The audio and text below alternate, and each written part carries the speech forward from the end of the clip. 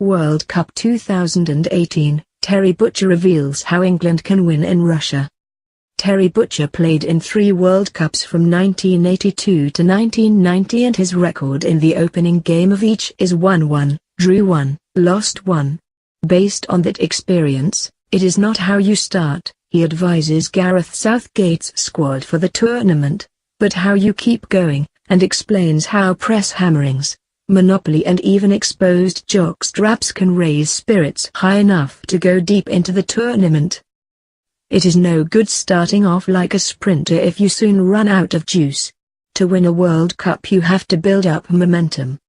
The first game is not actually that important. In 1982 I had flicked the ball to Bryan Robson within 27 seconds of the start of the opener against France and we were on our way. We went out in the second round, my worst World Cup finish.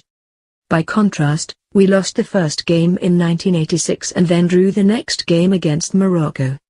Then, in the days before the internet, the newspapers finally arrived from back home.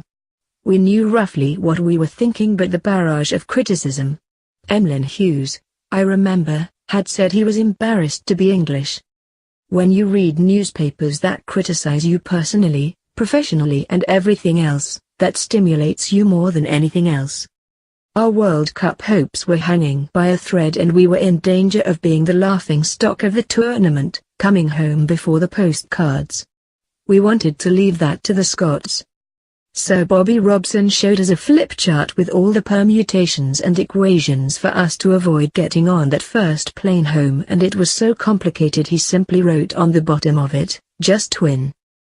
We drove into the stadium with Alive and Kicking by Simple Minds playing on our boombox and we were 3-0 up against Poland by half-time. From there, if it had not been for Diego Maradona, we would have won the cup. We had that momentum. The papers told Sir Bobby to bring us home after the opening draw against the Republic in 1990, but it was a good result because we knew Jack Charlton would have them fired up. Then we drew with the Dutch and were pleased with that also. The downside was that Bryan Robson's Achilles injury flared and I was suddenly the England captain. It was now my job to keep the spirits up.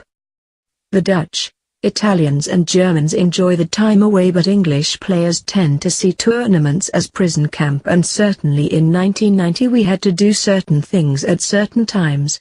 So I tried to mix it up. There was a blazer and tie dress code for dinner each evening, so one night I'd agreed it was backwards day. The players wore everything back to front and started their meal with dessert. Also, the rules said nothing about trousers, so 4 of us went down to dinner the night before the Egypt game wearing nothing on our bottom halves but our jockstraps. Unbeknown to us, the International Committee were in that night and the FA bigwigs were met with the sight of Chris Waddle, Gatzer, Gary Stevens and I only half-dressed. Sir Bert Millickip said, "You do realize, Terry, your international career is over." 3 weeks later, in fairness, it was, but not before I had become the closest any Englishman has come since Bobby Moore to getting his hands on the World Cup. We had kept our spirits up and were a shootout away from the final. England now don't have quite those same characters, but there is a different mentality within the squad. Gareth has helped to foster more of a togetherness than we have had for many years. Look at the Scotland match when we went 2-1 down. There are still some players in that dressing room to dig England out of a hole. They are pretty tight as a group and even in their downtime they bond further over games of Fortnite. All we had to entertain us was cards, Monopoly and Peter Beardsley. On that basis they have a chance of going a long way in Russia.